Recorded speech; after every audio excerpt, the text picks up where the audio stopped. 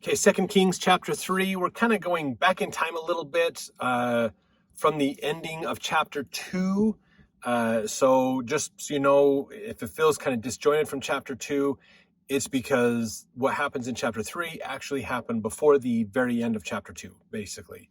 So sometimes they didn't put things in chronological order all the way. This is still if you remember the beginning of chapter 2, they talked about the Moabites rebelling against Israel. That's this story, basically. So they mentioned at the beginning of the chapter, then that chapter goes into a whole bunch of other stuff, and then kind of ends with Ahab or Ahaziah and Jehoshaphat dying and their sons coming in their steads. But so we're kind of going just before all that, basically, in here. So chapter 3 kind of fits inside chapter 2, chronologically speaking. Now, verse 1, now Jehoram, the son of Ahab, began to reign over Israel in Samaria the 18th year of Jehoshaphat, king of Judah, and reigned 12 years. So just realize, remember at the end of chapter 2, it said that Jehoshaphat had a son named Jehoram, and now Ahaziah died, and Jehoram is put in as king of Israel. So now we're seeing Jehoram is king of Israel, but Jehoshaphat's still king of Judah. So again, we're kind of, the end of chapter 2 gave us a little nugget of information that's forward thinking past chapter 3. So Jehoram is known here as the son of Ahab. This is important, okay? Remember, Ahaziah was a son of Ahab, okay? So what's happening here, when we can look at these two things, Ahaziah didn't have a son. So his brother, Jehoram, took over. So this is another son of Ahab, but a brother to Ahaziah, because Ahaziah has no line. So it goes to his brother, basically. Verse 2, he wrought evil in the sight of the Lord, but not like his father and like his mother. Okay, remember, Ahab and Jezebel were devout worshipers of Baal, and Baal was a fertility god similar to Ashtaroth. Ashtaroth is the female version of it. And so their worship, they built a big statue to Baal in the palace area. They had the other idols and things around for him. They had prostitutes, male prostitutes. They would do rituals and all kinds of immoral things, basically, to practice worship to Baal. And so Jehoram doesn't want to do that, basically. Still does bad, but not that bad. Verse 2, for he put away the image of Baal that his father had made. So he gets rid of that big idol of Baal, basically. Verse 3, nevertheless, he cleaved unto the sins of Jeroboam, the son of Nebat, which made Israel to sin. He departed not therefrom. So what does that mean? What is the sin of Jeroboam?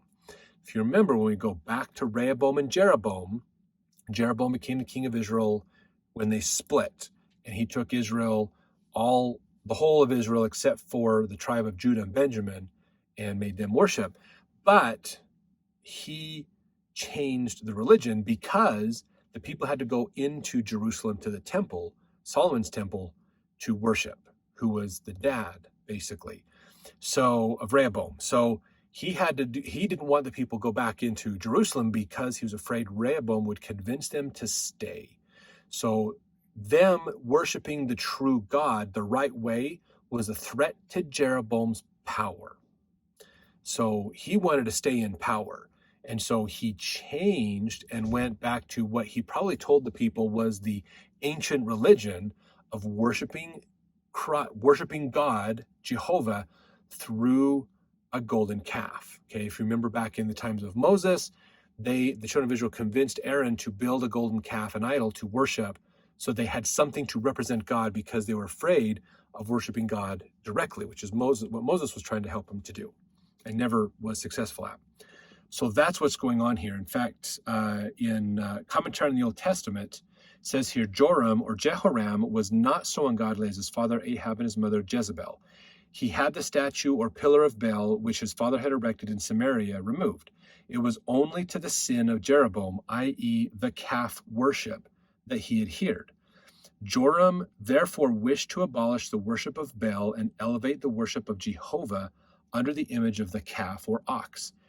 into the religion of his kingdom once more. He did not succeed, however, in exterminating the worship of Baal. It not only continued in Samaria, but appears to have been carried on again in the most shameless manner, at which we cannot be surprised, since his mother Jezebel, that fanatical worshiper of Baal, was living throughout the whole of his reign. So Joram, or Jehoram's mom, still around. She's a devout Baal worshiper. She kind of can't go against him because he's the king. But basically, Jehoram does not get rid of the worship of Baal. He ends up kind of creating this two ways to worship God, basically. Worship the God of Israel through a calf, or worship Baal, another god. So that's the problem that he's ran into. Now, verse 4, Mesha, the king of Moab, was a sheep master, and rendered unto the king of Israel 100,000 lambs and 100,000 rams with the wool. That was their tribute they would pay every year to the king of Israel. It's part of their deal of saying, don't destroy us. Back in the days of Joshua and those areas, remember, they would pay a tribute. Like a lot of the areas that they were, Israel was commanded to destroy these people, but they end up not destroying them, but creating a way to work with them. Basically against the will of God. And of course, the prophet back then told them, if you don't kill them, they're going to be a thorn in your side spiritually and cause you problems, which they have a lot. We've seen all that quite a bit already. So it was the common tradition for Mesha, the king of Moab. Remember, Moabites, go back to chapter 1. Moabites were they're the descendants of Lot from his daughters, basically.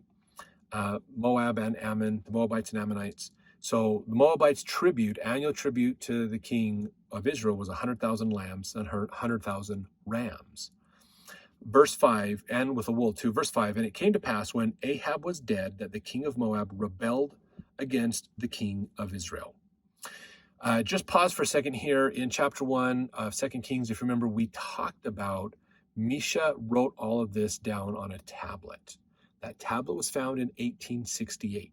So we can have those writings. You can Google search Mesha Stele, S-T-E-L-E, and read all about it. Okay, we talk about it in chapter 1, so go look at chapter 1 for more on that. Verse 6, and King Jehoram went out of Samaria the same time and numbered all Israel. When they're numbering Israel, they're preparing for war. They're counting the army, who's available to fight, basically. Verse 7, and he went and sent to Jehoshaphat, the king of Judah, saying, the king of Moab hath rebelled against me. Wilt thou go with me against Moab to battle? And he said, I will go up. I am as thou art. My people as thy people. My horses as thy horses. So what happened here is Moab basically is not paying their tribute. And so Jehoram is saying, Moab is rebelling. They're not paying their taxes, basically. We need to go institute order on this. We're going to go take out the people, basically, and use our military might. That's the main power a government has, is the ability to fight, the ability to oppress through fighting, basically, through violence. So that's an important thing to always remember, because if you lose your ability to fight as a people, if the government is the only one that can fight, you have oppression coming down the pike soon. So just be careful with that. Anyway, sorry, that's a tangent. So he's now partnering up with, because Syria or Moab is huge. They've got a good army. And so he's teaming up with Jehoshaphat, the king of Judah, to say, let's form our armies together and go after the Moabites. And Jehoshaphat says, okay, I'm going to go along with that. Verse 8, he said, which way shall we go up? And he answered, the way through the wilderness of Edom. Now, Edom is another kingdom. These are the people who, remember, they said, look, we will be your servants if you don't kill us, back in the days of Joshua. So the Edomites were one of these groups that were supposed to be wiped out, but basically made a deal with Israel that if you leave us alone, we'll basically be your indentured servants. And so they're going to march through Edom and get those people to help with this fight as well.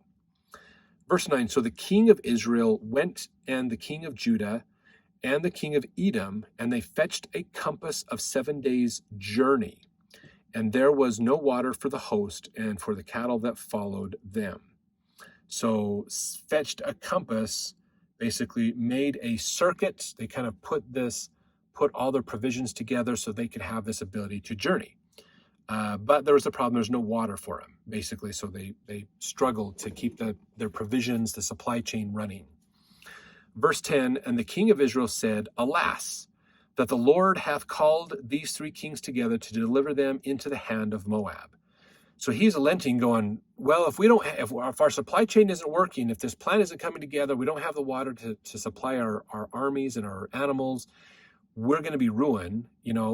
Does God bring us all together so that Moab can kill us?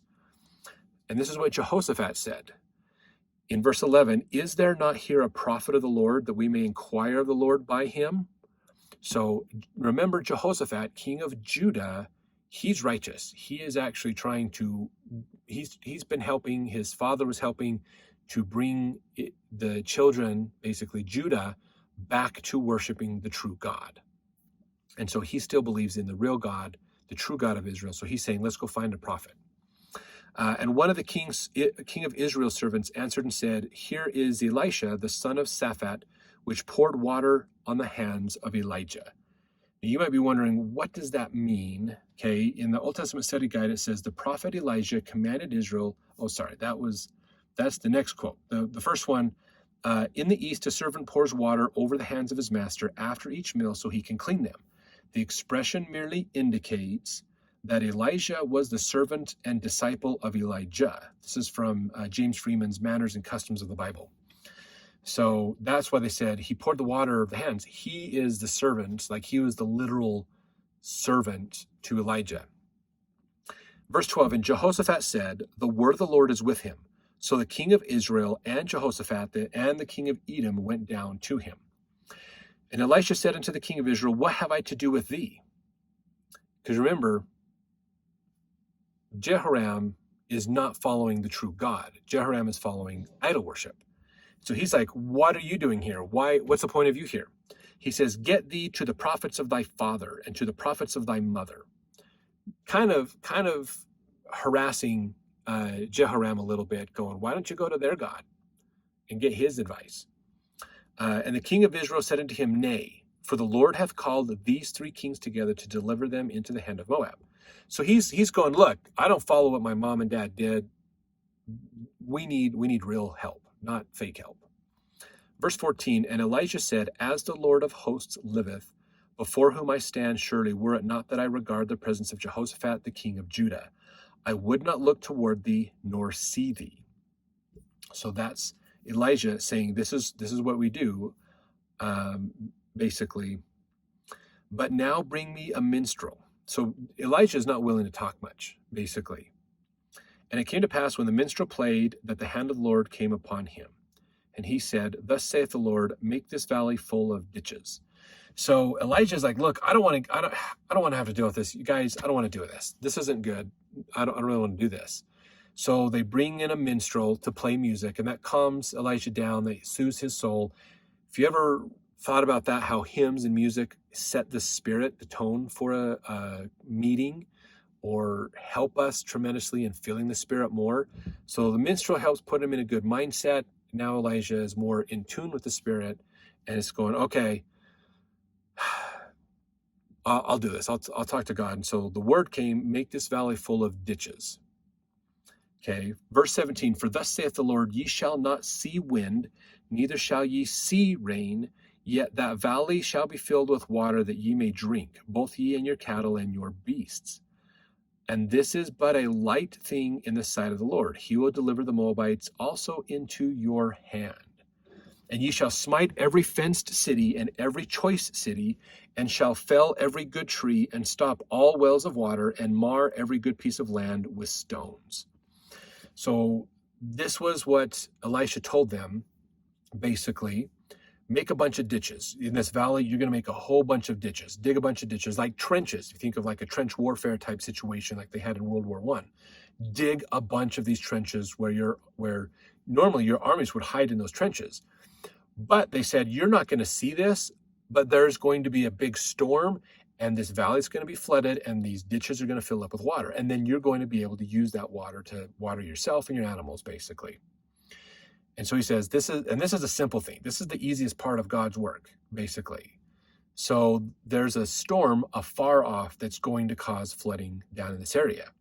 Now, if you're ever familiar with desert land, especially if you go to like southern Utah, this is a problem. There's lots of canyons called slot canyons. They're really narrow canyons, okay? Strong rocks, and the water hasn't been able to weather it all away like a V-shaped canyon or other things. It just weathers a little bit, and it just goes straight down. So it's these vertical canyons. They're really popular. The problem is you can have a storm miles and miles away that you don't even know exists. It'll dump a bunch of rain. That rain is going to consolidate and come right through that slot canyon. So just the weather at the slot canyon doesn't tell you if there's trouble. You have to look a ways away. So you have to use like weather maps. So when they're giving advice in like Zion's National Park and other places in southern Utah, you have to use weather from central Utah weather to know what's going to happen in southern Utah, because these storms that can be so far away you don't even realize it's there, but it will cause flooding and problems in these areas. That's basically what's going to happen. A storm is going to happen somewhere else, but all the water is going to run down and go through that valley, basically. So dig the ditches. You can now use that water to help you out. And this is small. By the way, Moab's going to be delivered into your hand. You don't have to worry about that. You're going to win.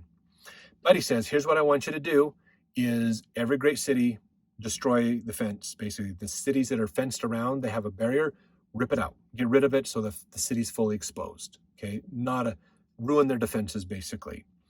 And every choice city, the main big cities that are great, rip out that fence. That's going to cause problems for them. Fell every good tree. Okay, trees are used to build defenses like walls. If there's no trees, there's no way to do that in the future. And stop the wells of water. If they can't drink, they can't get water, they're going to have problems. And mar every good piece of land with stones. So you got to realize, if you've got thousands of guys, everyone carrying at least 1 or 2 stones, they can drop their stones all over the landscape and basically wreak havoc for a farmer. Not burn his crops, but the problem is the farmer can't go out and plow his fields and take care of those crops because there's all these rocks in it. They have to clear the rocks out. So that's an important thing. Now, this is a quote here, Old Testament Study Guide, says the prophet Elijah commanded Israel to do 3 things as they went through the land of Moab. 1, cut down all the trees that could be used to build fortifications. See Deuteronomy 20, 19 and 20 for justification of this practice. 2, destroy the wells that provide the life-giving waters of the land. And 3, throw rocks on the fields. A large army passing through an area could quickly cover the land with rocks. It would then take months of hard work to uncover the land so crops could again be grown. The reasoning was that the defeated enemy would have to spend its labor in recovering from war rather than in preparing to wage it again. So this isn't a strategy to destroy Moab, but this is a strategy to basically distract Moab. So Moab keeps fighting Israel. Israel's going to win this war. Moab's going to be like, we give up, we surrender, don't kill us all. Okay, fine, we won't. But then this destruction is going to happen, and now Moab won't have the ability to fight. Because they are having to deal with their own survival. They've got to redig those wells. They've got to get all the rocks out of the way. They've got to fortify their cities. And now all the trees are down. So there's a problem. Okay? So they're going to create a problem basically and make it so Moab doesn't want to fight Israel or can't. They're going to put their resources in surviving and protecting themselves rather than trying to fight. Pretty interesting, huh? Pretty tricky little way there. And now verse 20, and it came to pass in the morning when the meat offering was offered, that behold, there came water by the way of Edom, and the country was filled with water. So in the morning, it was the ritual, remember, to do the meat offering. That's the flour, giving the flour basically, the bread. And after they did that, all this water comes down from the land of Edom. So the storm was up in Edom, and then all of a sudden all this water starts running down through the area, and it fills up that country, and they have all these ditches where they can capture that water. Verse 21, when all the Moabites heard that the kings were come up to fight against them, they gathered at all that were able to put on armor and upward and stood in the border. So when Moab went, crap, they're coming to fight us. Hurry, rally the army together, get the army together that morning. They got them together. They're up there getting ready to prepare to fight against Israel again. Verse 22, and they rose up early in the morning, and the sun shone upon the water. And the Moabites saw the water on the other side as red as blood. And they said, "This is blood. The kings are surely slain, and they have smitten one another. Now therefore, Moab, to the spoil." So Moab takes this as a sign of good fortune for them. Interesting in here as well, I want to read this quote. This comes from Kyle and Delitz's Bible commentary. They said, "On hearing the report of the march of the allied kings, Moab had raised all the men that were capable of bearing arms and stationed them on the frontier. In the morning, when the sun had risen above the water, the Moabites saw the water opposite to them like blood and said, 'This is blood. The allied kings have destroyed themselves and smitten one another. Now to the spoil, Moab.' Coming with this expectation to the Israelitish camp, they were received by the allies who were ready for battle and put to fight. The divine help consisted, therefore, not in a miracle which surpassed the laws of nature, but simply in the fact that the Lord God, as he had predicted through his prophet, caused the forces of nature ordained by him to work in the predetermined manner." From the, not unlike that, the story again of the bears that we just read. "From the reddish earth of the freshly dug trenches, the water collected in them had acquired a reddish color, which was considerably intensified by the rays of the rising sun, so that when seen from a distance, it resembled blood." So it's a bit of a visual perspective for the Moabites. The Moabites, however, were the less likely to entertain the thought of an optical delusion, from the fact that with their accurate acquaintance with the country, they knew very well there was no water in the wadi at that time. So the wadi is like a big wash area, basically. So they've dug out these areas, and they know, according to their seasons, the seasonalness, the wadi is going to be dry this time of year, which is why you can go over it to fight. If you don't go in the wet season, because you're going to run into floods. That's going to make it harder for your army. This is a dry season. What they didn't anticipate is that God had created a storm off in the distance, away from everybody else, and no one knew it, that ended up running through the wadi. Now, normally that storm probably would have gone through the wadi and have just ran through it and just gone past it, and no big deal, like a flash flood in a desert. But because of the ditches held the water in. It was a container to hold the water. The Israelites thought that was for them to hold the water so they could use it. The Moabites saw that as, oh, look, there's blood everywhere, basically. So God used each of their perspectives against them, basically, or with them, to get his work done. They said here that they had neither seen nor heard anything of the rain, which had fallen at a great distance off in the Edomitish mountains. The thought was, therefore, a natural one, that the water was blood, and that the cause of the blood could only have been that their enemies had massacred one another, more especially as the jealousy between Israel and Judah was not unknown to them, and they could have no doubted that Edom had only come with them as a forced ally. So they're going, oh, yay, we're going to win. They've destroyed themselves, basically, so we're just going to march down and finish it off and take the spoils. So Moab marches down, and they run into an army that is ready for battle, and it's not what they thought. So verse 24, when they came up to the camp of Israel, the Israelites rose up and smote the Moabites so that they fled before them. But they went forward, smiting the Moabites even in their country. And they beat down the cities, and on every good piece of land cast every man his stone, and filled it. And they stopped all the wells of water, and felled all the good trees. Only in Harasheth left they the stones thereof. Howbeit the slingers went about it and smote it. So they went through and destroyed the area. They fulfilled what the prophet had told them. Moab came down thinking this is going to be an easy fight. They've already killed each other, and they ran into a battle ready to go. The Moabites were not prepared, so they had to retreat and get out of there, and they got pursued into their land, and then Israel is destroying the land as they go, basically. Verse 26, when the king of Moab saw that the battle was too sore for him, he took with him 700 men that drew swords to break through even unto the king of Edom, but they could not. So he's probably, king of Moab, Misha, he's probably going, let's get to the king of Edom and see if we can convince him, because they're just servants of Israel too. Let's see if we can convince him to switch sides. If we can get him to help us out, we can turn the tides of this battle possibly. But they couldn't bust through. They had to fight their way through the battles to get to him, and they couldn't do it. Verse 27, then he took his eldest son that should have reigned in his stead and offered him for a burnt offering upon the wall, meaning he sacrificed his son, who would be the next king, to the idol, basically their god, the Moabite god. And there was great indignation against Israel, and they departed from him and returned to their own land. So this is, in the Old Testament study guide, it says, Chemosh, the god of Moabites, was frequently offered human sacrifice to appease his anger. This custom may have prompted the Moabite king in this case. So he realizes our God must be angry with us to have Israel winning so much and doing this. So we need to appease our God. So I'm going to offer, as the king, I'm going to offer the greatest sacrifice I can make, which is my next of kin, my next in line for the throne, offer him as a sacrifice and hope that we can appease the God.